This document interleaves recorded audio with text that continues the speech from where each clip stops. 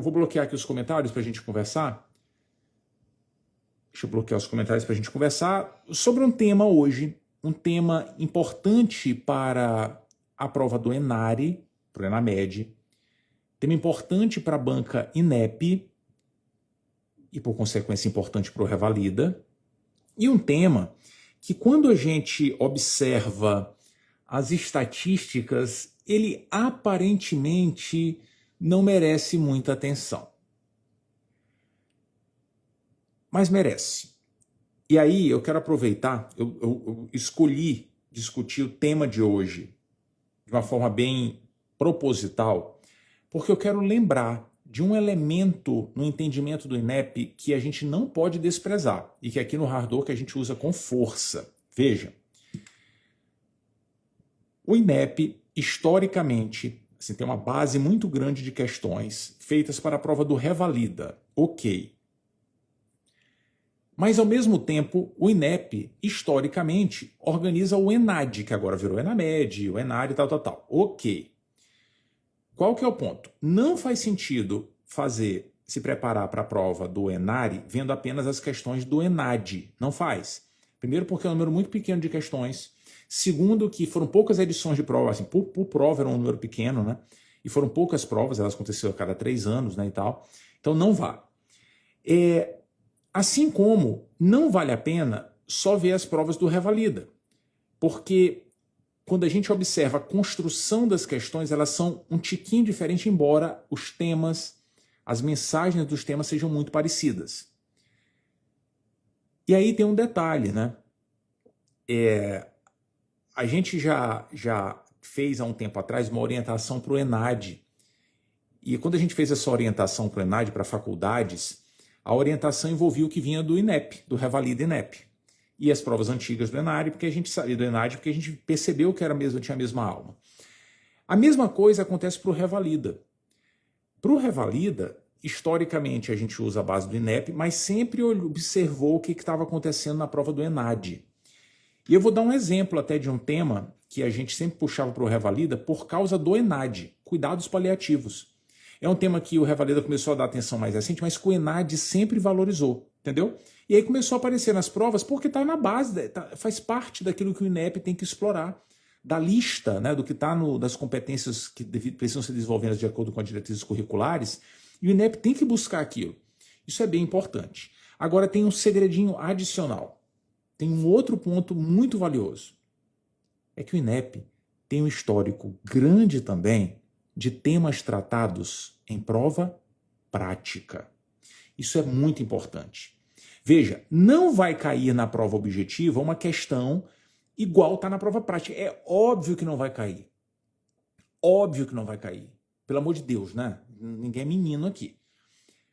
No entanto, os temas que estão escolhidos para a prova prática, papai, são temas que fazem parte do que as pessoas que são chamadas pelo INEP para construir as questões são cobradas na elaboração dos problemas, entendeu? Então aquilo lá orienta muito sobre temas e pegada dentro de temas. Vale a pena dar uma olhadinha no histórico das provas práticas.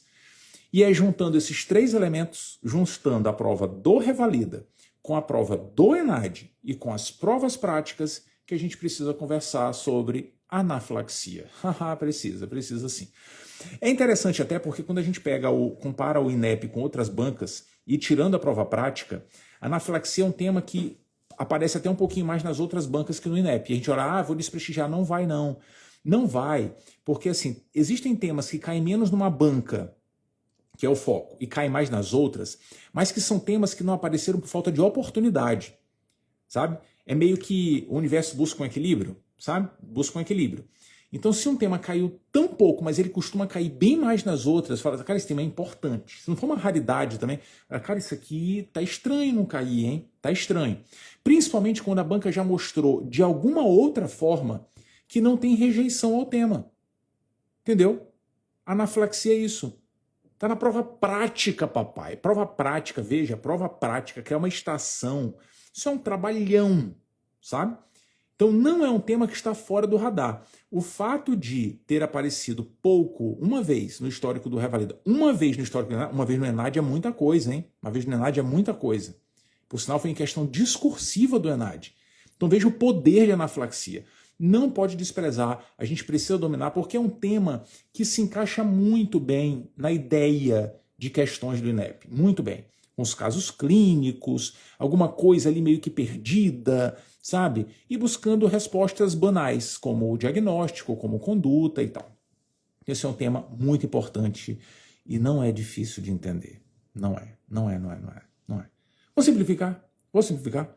A anafilaxia é uma alergia muito, muito grave. É uma alergia com envolvimento sistêmico muito, muito grave.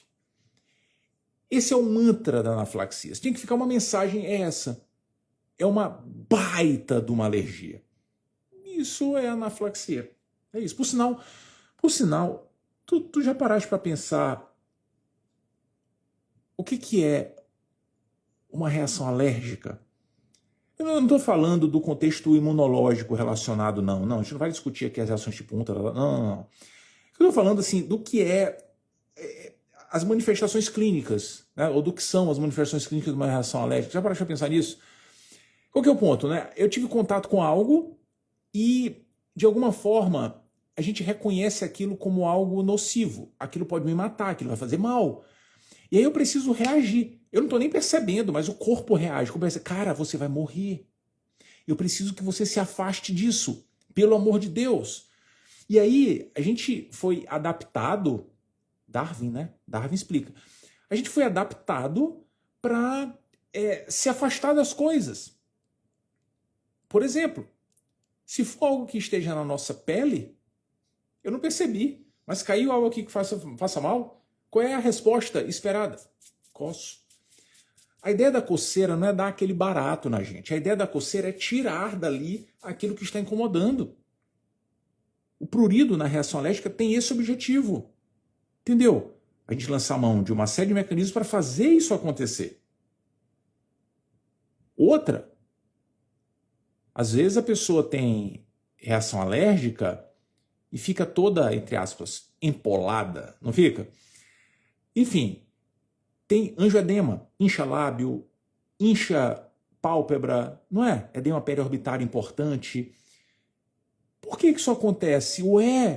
É o corpo reagindo, tentando fechar todas as porteiras para impedir que aquilo adentre corpo adentro, entendeu?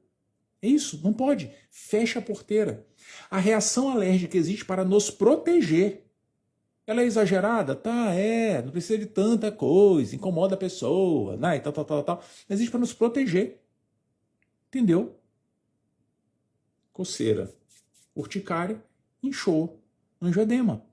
Tudo para nos proteger. Por sinal, né? Isso é interessante. Tem muita coisa que acontece na vida. Veja, isso aqui é uma live de revisão, mas eu falo do jeito que eu quiser. Então, eu quero conversar. Tem umas coisas na vida que acontecem que a gente não percebe, né, o impacto. A gente está falando de reações que a gente tem para nos proteger de algo, certo? Alergia é isso. Se ela está certa ou não é outra história, mas a alergia é isso. Tu já paraste para pensar o que é a êmese gravídica? A êmese, não estou falando da hiperêmese, estou falando a êmese. No início da gestação, a mulher sofre pra caramba com náuseas, vômitos, não é? Alguns casos é mais, outros é menos, não é? Eu sempre entendi isso como um mecanismo de defesa da grávida. Um mecanismo de defesa. Veja, o ser humano feminino se adaptou com o passar do tempo para que a gente tivesse uma quantidade de mulheres que reagissem mais com êmese na fase inicial da gestação para proteger o bebê.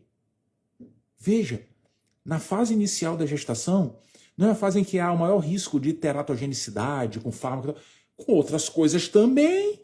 O que você come? Qual é a porqueira que você come no dia a dia? Qual é a... Já parou para pensar nisso? Que a êmese, ela surge nessa fase Obviamente, né, tem justificativa hormonal, é óbvio, papai. Eu estou dizendo que as pessoas que sobreviveram na espécie historicamente por séculos e séculos têm essa tendência a ter a êmese. A êmese ela continua existindo e não ficou preservada na espécie as mulheres que não têm êmese, porque a êmese é importante para proteger a mulher. Já parou pra pensar nisso? Estou dando um exemplo, mas tem inúmeros outros, mas coisas que a gente não pensa e que, sabe? Enfim, isso tudo inspirado pela ideia da alergia. Na verdade, foi isso que inspirou esse pensamento da alergia. Eu sempre vi a alergia dessa forma, por isso também, né? Cara, isso é mecanismo de defesa, tá coçando para tirar fora, né? Inchando tudo para fechar a porteira, sabe? Para fechar a porteira. É isso. E aí, no caso da alergia, né, especificamente, voltando aqui para o planeta Terra, isso tudo acontece com liberação de uma série de mediadores. A reação alérgica culmina com uma série de mediadores, entre eles muitos mediadores vasoativos, que promovem vasodilatação, é o que justifica, por exemplo, o edema labial, periorbitário, edema de mucosas e tal, que a gente muitas vezes observa na alergia. As placas, né, urticariformes, que a gente pode observar na alergia também, enfim. Isso é uma reação alérgica. Mas isso não é anafilaxia. Não, não. Coçou é urticária. Inchou é angioedema. Anafilaxia é muito mais do que isso. A anafilaxia é um cenário que a alergia, que já é um processo exagerado por natureza, passa todos os limites da normalidade que o ser humano aceita. É uma alergia explosiva. O indivíduo que já tinha uma resposta excessiva a algo passa a ter uma resposta hiperexcessiva e descontrolada. E aí, dentro dessa resposta hiperexcessiva e descontrolada, tem um boom de mediadores vasoativos. Histamina, triptase, enfim, um boom de mediadores vasoativos e que podem trazer repercussões sistêmicas importantes. Por exemplo, o indivíduo que tem um boom de mediadores vasoativos, promovendo muita vasodilatação, vai ter edema periorbitário? Pode ter. Pode ter edema no lábio? Pode ter. Mas pode ter edema na língua. Uau! Fica inchadona na língua. Pode ter nas vias aéreas para valer. E se tiver muito edema em via aérea para valer, o indivíduo pode ter manifestações respiratórias graves e pode morrer. Isso é anafilaxia. Uma reação alérgica que não se limita a manifestações mucocutâneas, não, manifestações sistêmicas como respiratórias. Engurgita a mucosa, é muita vasodilatação, fecha tudo. O mesmo pode acontecer com a mucosa gastrointestinal, por que não? Você pode inchar a língua, o lábio, por que não vai? Pode inchar a mucosa gastrointestinal. E aí o indivíduo pode sofrer, pode ter náuseas, pode ter vômito, pode ter dor abdominal, tudo por repercussão do fenômeno alérgico intenso, exuberante, absurdo. Isso é anafilaxia. Tudo por excesso de mediadores vasoativos, promovendo vasodilatação para valer. E aí tem um ponto. Porque se está tudo vasodilatou para caramba, a resistência vascular periférica vai lá para baixo. Os vasos periféricos todos dilatados. Resultado, isso pode ter repercussão hemodinâmica. O indivíduo pode chocar, fica hipotenso, choca, manifestações cardiovasculares críticas. É o famoso choque anafilático. Isso é anafilaxia. Em linhas gerais, para caracterizar um quadro de anafilaxia, a gente espera repercussão sistêmica, notadamente respiratória, dispneia, estridor, ou gastrointestinal, dor abdominal, para valer, náuseas, vômitos, ou cardiocirculatória, principalmente com hipotensão.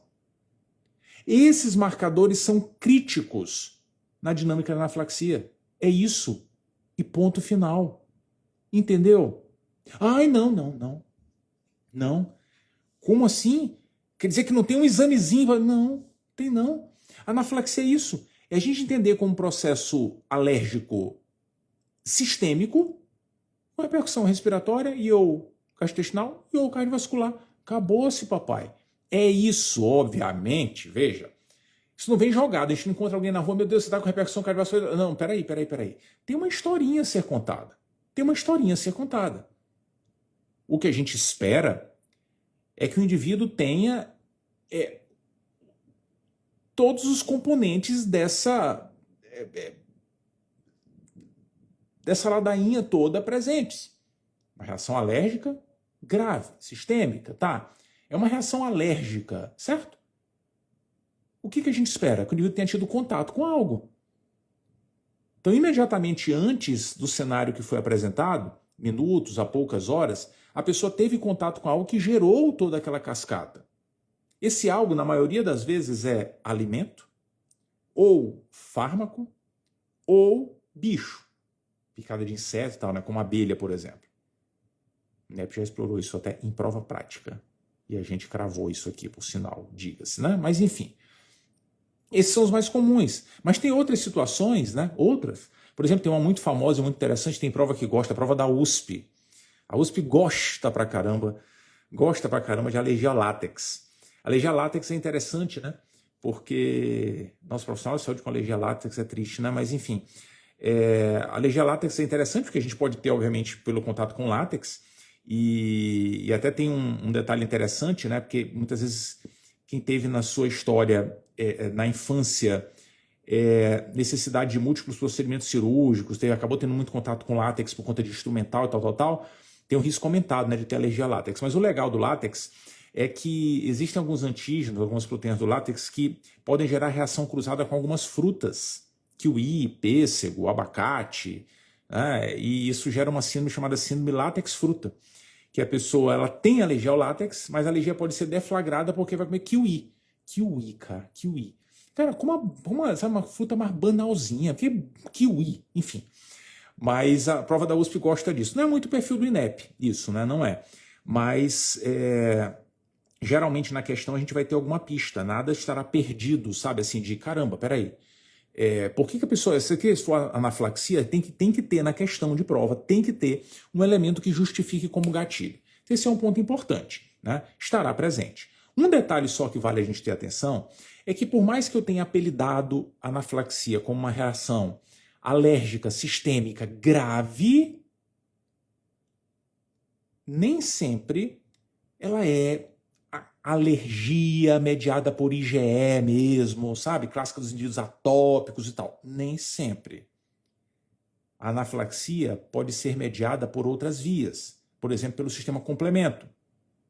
Contraste iodado, alguns fármacos como opioide, sabe? Então tem outras possibilidades. Por isso até a análise de IgE não é um dado interessante para fazer diagnóstico de anafilaxia, por sinal demora, né? Nem dá para esperar, entendeu? Não faz sentido. Mas não seria, porque o indivíduo pode ter anafilaxia por outros mecanismos. Obviamente, depois, se a gente quiser identificar qual foi o agente, qual foi o problema, e orientar o indivíduo, a gente pode fazer isso ambulatorialmente. Mas IgE não é uma boa, porque não vai, se tiver negativo, não afasta a anafilaxia. Entendeu? Então a alergia é um aspecto importante para a gente buscar a exposição que justifica o quadro. Isso estará presente na história e vai ajudar, obviamente, a dar o diagnóstico. Tudo bem, mas cuidado, porque nem sempre as pessoas com as manifestações sistêmicas de anafilaxia terão as clássicas manifestações alérgicas mucocutâneas. Atenção! O que a gente espera num quadro clássico é que o indivíduo tenha tido exposição, começou a coçar um pouquinho, inchou um pouquinho o olho e a coisa vai piorando. Isso é o clássico. No entanto, chega aqui, até 15% dos pacientes, 15%, podem ter anafilaxia sem manifestação mucocutânea, principalmente se for a galera que pira no antihistamínico. Não tem uma galera assim? Ai, eu só saio de casa se eu tomar o meu hidroxizine. Você vai ter sono o dia todo, né? Ou se eu tomar a minha loratadina. Não saio, tem que tomar. Essa galera que é pirada no antihistamínico, se tiver anafilaxia um dia, pode não ter manifestações mucocutâneas. E aí fica mais difícil dar o diagnóstico. Porque imagina, o que caracteriza a anafilaxia são as manifestações sistêmicas. Tem que ter. Alguma delas tem que ter. E aí imagina a pessoa chega para ser atendida porque teve síncope e aí está em hipotensão por anafilaxia. Manifestação cardiovascular. Cara, se a pessoa não tiver manifestação mucocutânea, o diagnóstico diferencial é amplo. Pode ser um monte de coisa. Não pode. Pode ser intoxicação exógena, pode ser sepsis, pode ser um monte de coisa. Pode ser repercussão cardiovascular de doença cardíaca mesmo, pode ter um componente cardiogênico, pode ser um monte de coisa, entendeu? Então é um cenário desafiador às vezes. Mas na maioria das vezes não é isso que vai acontecer. Haverá manifestações mucocutâneas. A gente só precisa ter isso no radar, porque não ter não afasta. Então é muito importante a gente ter essa visão mais ampla da anafilaxia. E aí, nesses cenários, eventualmente, até pode ser que exame complementar seja conveniente. Primeiro, para afastar outras possibilidades, mas existem alguns marcadores que a gente pode dosar. Veja, isso não é a regra, hein? Está longe de ser a regra. Está longe. Está longe. Se tu fores pedir exame para dar diagnóstico de anafilaxia, peça perdão a Deus primeiro. Porque não é, veja, não é para pedir. Mas num cenário de muita dúvida, a gente pode até tentar dosar mediador. Histamina e triptase, pode tentar. Histamina, ela é muito lábil. Então dificilmente a gente flagra, a não ser que a anafilaxia tenha se instalado agora, sabe? A triptase já é mais fácil de ser dosada. Então, se tiver elevada, já fala muito a favor da possibilidade de anafilaxia. Mas esses cenários casuais, muito da prática, não é o perfil do INEP. O perfil do INEP é mostrar um modelo padrão do cenário, ver se a gente consegue identificar com dados perdidos, enunciado gigantesco. Não é só uma criança estava numa festa e depois do parabéns resolveu comer um brigadeiro de amendoim. A criança começou a apresentar prurido generalizado, placas pelo corpo, angioedema e dispneia. Não, não é assim, sabe? Não é. O enunciado é gigante e as informações estão perdidas lá no meio. Dependendo do que a prova apresentar como primeira informação, a gente tem que estar muito concentrado. Tá muito, você apresenta assim, a mãe traz uma criança com dispneia e sibilância. Opa, crise de asma. Calma, papai, relaxa. Vamos ver o resto dos elementos da questão, entendeu? Isso é muito importante e esse sim é o perfil do INEP. É desse jeitinho, desse jeito. Mas o ponto fundamental é perceber e não ter dúvidas que o diagnóstico de anafilaxia é clínico. Existem até critérios,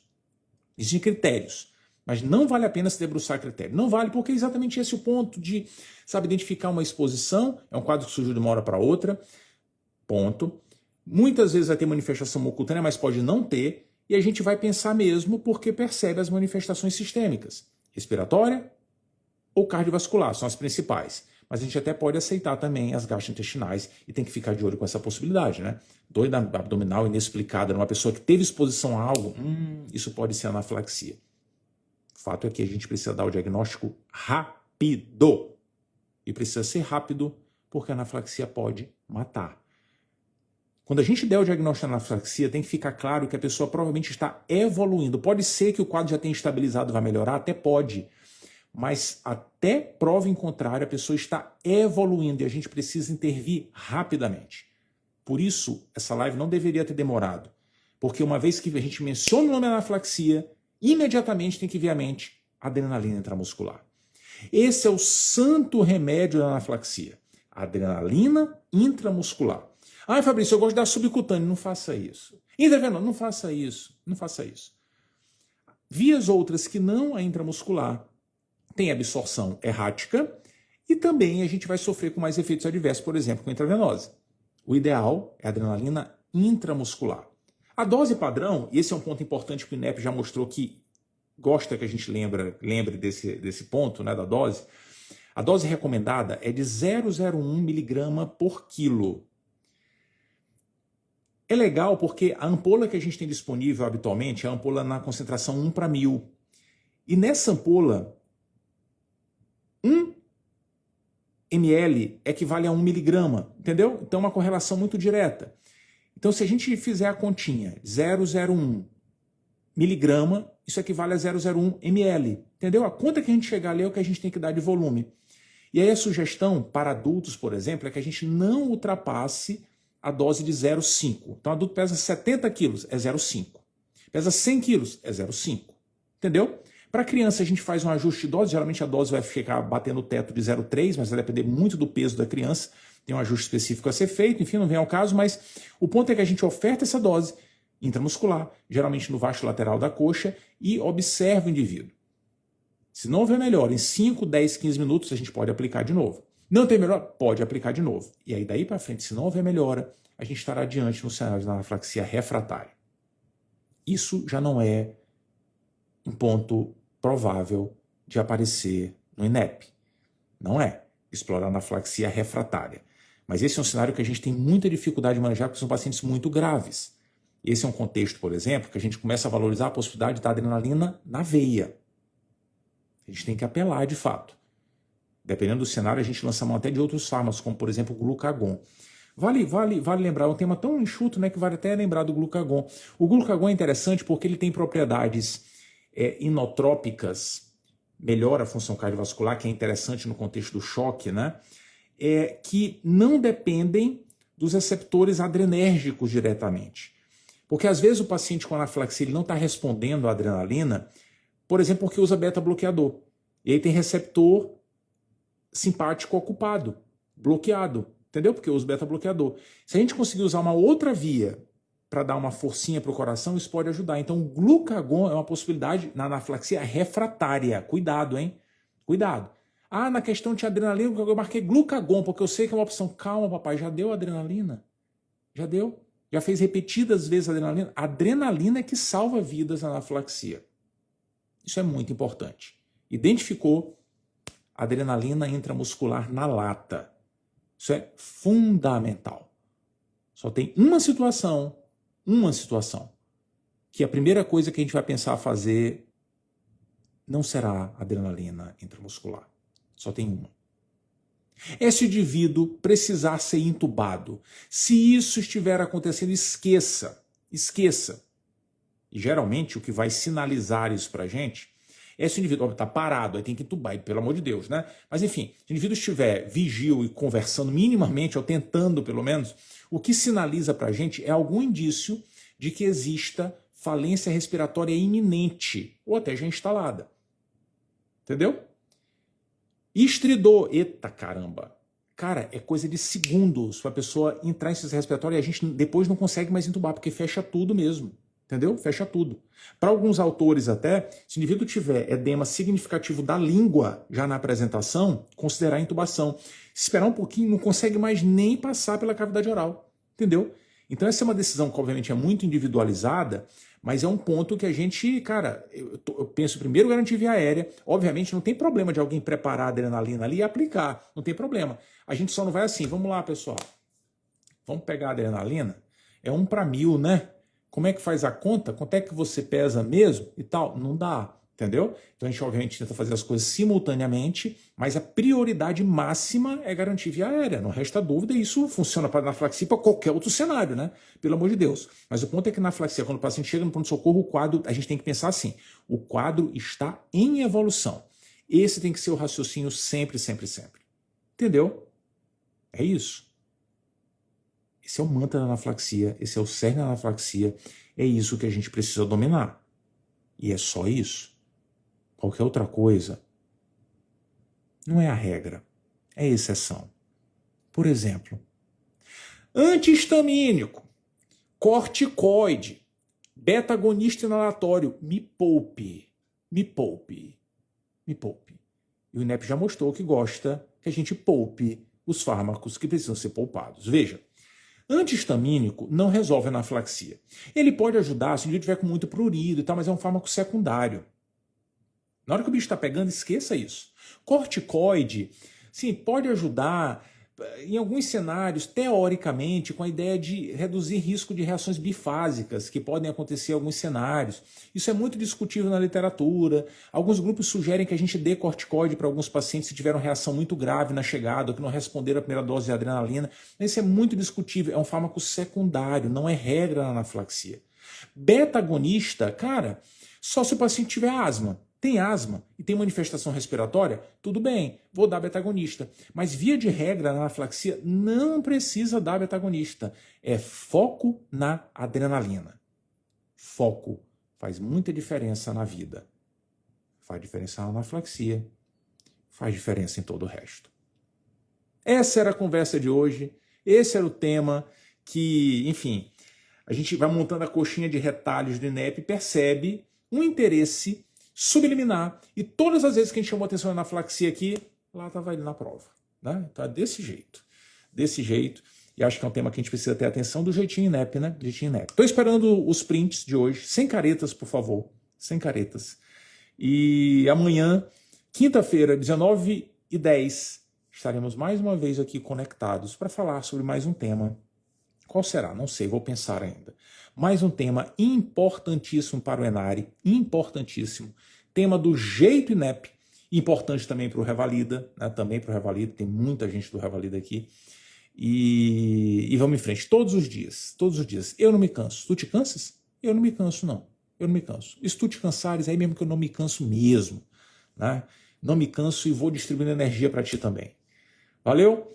Muito obrigado pelo carinho de sempre, muito obrigado pela energia trocada e vamos em frente. Valeu? Tchau, tchau, tchau, tchau, tchau.